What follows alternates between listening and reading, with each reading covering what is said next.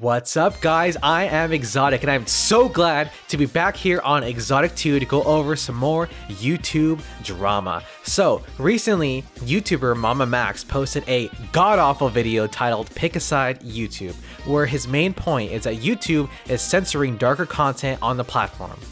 Unfortunately, his point kind of gets buried underneath his hyperbolic jabs at YouTube, basically saying that they are in support of pedophiles because of the censorship. On top of that, Max also goes completely off the rails, gets extremely petty, and starts to call out other YouTubers like Corpse Husband to stand by his movement #PickASideYouTube. Before I begin, allow me to give you a quick backstory on who MamaMax is and of the situation. If you don't know who MamaMax is, he is basically a YouTube content creator who posts darker content with the subject of his videos usually exposing pedophiles and recently animal abusers. Last year, MamaMax has started another movement called Answer Us PedoTube, where he expressed his grievances with YouTube going after his content. YouTube really does not like the darker content since it's not advertiser friendly. Answer Us PedoTube at the time seemed to be a success, with YouTube reaching out to Max about why his content was taken down, as well as other creators like Moist Critical actually talking to the CEO of YouTube, Susan Wojcicki.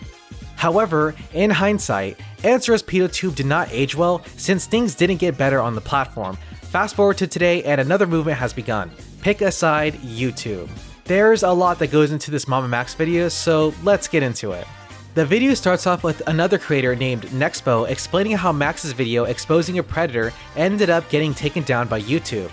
Already we have a problem. Nexpo tries to paint this situation as an unfair takedown from YouTube by explaining that Max made sure to cut and censor the video to comply with YouTube's community guidelines.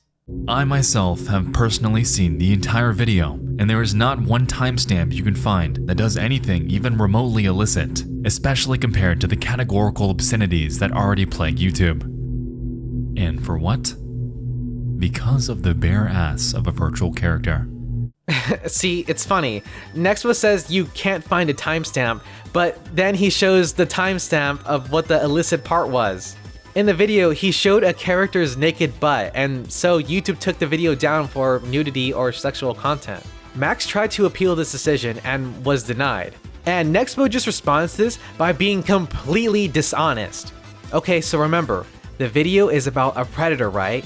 In the video, Max shows a bare ass on screen. YouTube takes that down and says explicit content meant to be sexually gratifying is not allowed on YouTube. Nexpo then tries to repaint the situation as YouTube saying the situation involving the predator is sexually gratifying, completely missing the point. Max documenting this formerly unknown behavior in a 90-minute documentary about the horrors of pedophilia and child sexual abuse in IMVU is somehow sexually gratifying to you? Like, oh my god, the amount of dishonesty from these people. You are such a liar, dude. YouTube is not trying to say that the predatory behavior is gratifying. The naked ass is. It's pretty clear that Max is salty about this decision, but like, dude, you showed a naked ass on screen. It doesn't matter if it was from a video game or whatever. Nudity is nudity. And yeah, it's unfair that other videos showing nudity fly under the radar. I get that, and it's totally fine to be upset, but don't go and present this situation as if there wasn't anything wrong with your video.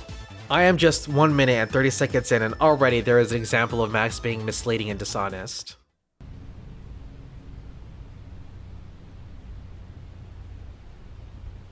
Just fucking kidding. Yeah, okay, dude. Bruh. Now it's at this point where Max starts talking, and it begins by trying to paint the picture that by taking down videos exposing predators and pedos or just weirdos, YouTube is making the decision to stand by them. We don't like pedophiles. Something you don't seem to see eye to eye with us on YouTube. Like, no dude, this isn't some crazy tinfoil hat conspiracy theory. There is no evidence to prove that. Like, prove to me that YouTube stands with pedos. Give me a solid example, because I got some of my own that say otherwise. Anyone remember Lionmaker? He was a Minecraft YouTuber that got exposed for getting nudes from a minor. He was 27 and she was 16. Disgusting, I know. Here's the thing though, when Lionmaker tried to come back, his channel got terminated from YouTube and he basically was not allowed back onto the platform. Here is another story. Comedy YouTuber EDP445, who was 31 at the time, got caught in a sting operation and was exposed for trying to meet up with a decoy 13-year-old girl. Since then, EDP445's channel has been terminated and new channels he created have also been terminated.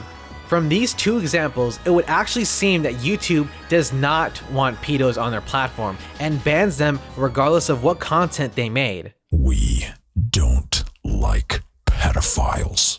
Something you don't seem to see eye to eye with us on YouTube. See, look what he's trying to do.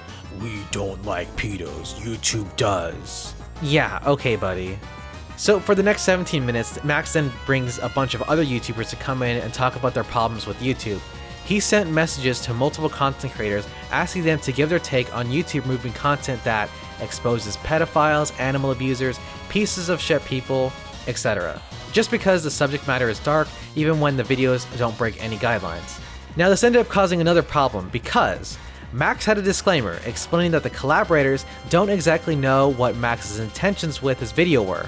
This caused some backlash, with people stating that Max was being misleading since a part of the video argues that YouTube sides with pedos. This is followed up with people stating that Max should have been transparent about the video's subject. However, I feel as if this point has not really aged well since a lot of creators didn't feel manipulated by Max. Content creators Just Stop, Boblax, and Technicals, for example, came out and stated that they didn't feel manipulated. This point really surfaced at the start of all this drama, and initially I kinda understood it, but now I think it's kind of a weak point, honestly. I just figured that I'd still talk about this since it is a part of the conversation. Anyway, after all the collaborators finish with their statements, Max speaks again and proceeds to call out others to signal boost his movement. I understand why he would want to call out other people, but for certain individuals, Max goes about this in a really awkward and cringy way. Philip DeFranco. Remember when you and your team ignored us last time during the whole Answer Us PedoTube thing because you were too busy talking about some stupid drama? I know I'm not as famous as you would like, but how about you do the right thing this time and fucking say something? Yeah, fuck you, Philly D. How dare you speak about stupid YouTube drama and not the things that I think are important? Yeah, okay, dude. While most of them are kind of funny in a way, the actual cringe doesn't show up until we get to the part where Max calls out Corp's husband. So Max calls out Corp's husband, saying he owes him a favor. Max explains that Corp's husband, a guy who had not spoken to him in a long time, reached out to him because he wanted a video of Max's to be removed. You see, Max and Corp's husband had done a collab video, where in that video, Corp's husband said the dreaded R slur. Save your energy, Exotic. So what made the situation bad was that Max was tending to his sick girlfriend in a hospital, and it seems that Corpse was trying to rush him.